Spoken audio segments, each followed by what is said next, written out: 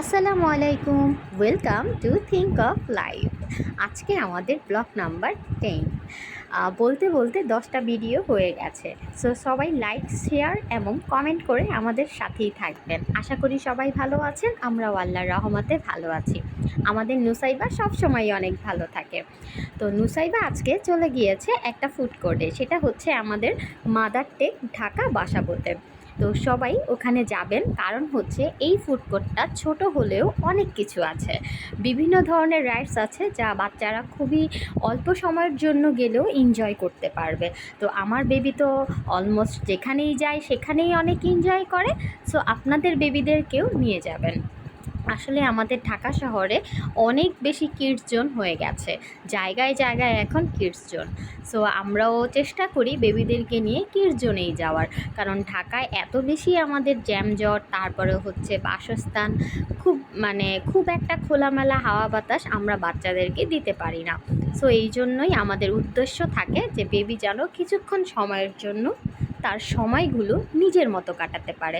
তো এই ফুড কোর্টটা ছোট হলেও আমার কাছে কিন্তু বেশ ভালো লাগে, আর আমি প্রায় আমার বেবিকে নিয়ে এই ফুড কোর্টে যাই, আর আমরা নিজেরাও ওখানে ভালো সময় স্পেন্ড করি। ওখানে আসলে যে কোনো রেস্টুরেন্টই আছে, আপনি বার্গার থেকে শুরু করে এভরিথিং ওখানে পেয়ে যাবেন। এখন তো নতুন একটা কাবাব রেস্টুরেন্টও হয়েছে।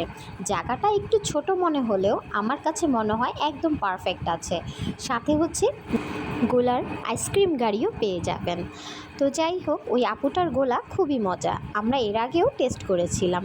আমার মেয়ে তো তার নিজের ইচ্ছে মতো ওখানে যে খেলতে পারে, কারণ ও এই জায়গাটা এত বেশি গিয়েছে যে ওর সব কিছুই মুখস্থ, যে কোনটার পরে কোনটা ও যাবে বা খেলবে। তো আমরা যেদিন ওখানে গিয়েছিলাম একটু মানুষের ভিড় কম ছিল, এমনিতে ফ্রাইডে স্যাটারডেতে প্রচুর পরিমাণে ভিড় হয়। তো আমার বেবি তো এমনিতেই অনেক বেশি এনজয় করে সব কিছু নিয়ে, তো ও নিজের মতো খেলছিল আর আমি তোর পাশেই ছিলাম। তারপরে হলো খাওয়া দাওয়ার পর্ব। ও পিৎজা খেতে অনেক পছন্দ করে। ওখানে একটা হানিবানি রেস্টুরেন্ট আছে যেখানে খুব রিজনেবল প্রাইসে পিৎজা পাওয়া যায়, আর পিৎজার টেস্ট খুবই ভালো। তো অবশ্যই বাচ্চাদের জন্য স্বাস্থ্যকর হতে হবে, এটাই তো আমরা সবসময় চিন্তা করি। তো যাই হোক, আমার মনে হলো যে হানিবানির খাবার খুবই ভালো, আমি এর আগেও অনেকবার টেস্ট করেছি। সো আমার মেয়ে ওখানে গেলেই হানিবানিতে ন্যাচোস আর হচ্ছে পিৎজা খাবে। তো ও তো ওর মনের সুখে পিৎজা খাচ্ছে, খেয়ে আবার একটু খেলাধুলা করতে চলে গিয়েছে, এরপরে আবার এসে খাবে। তো এর মধ্যে আমিও বসে বসে ওর খেলা দেখছিলাম, নিজের জন্য সময় স্পেন্ড করতে পারছিলাম। ওখানে গেলে আপনারা বাচ্চাদের খেলতে দিয়ে নিজেদের মতো সময় নিয়ে নিতে পারবেন। বাচ্চারা আসলেই নিজেদের মতো যখন খেলতে পারে তখন ওরা অন্যরকম একটা আনন্দ অনুভূতি ফিল করে। তো আমার বেবি আবারও খেতে চলে এসেছে।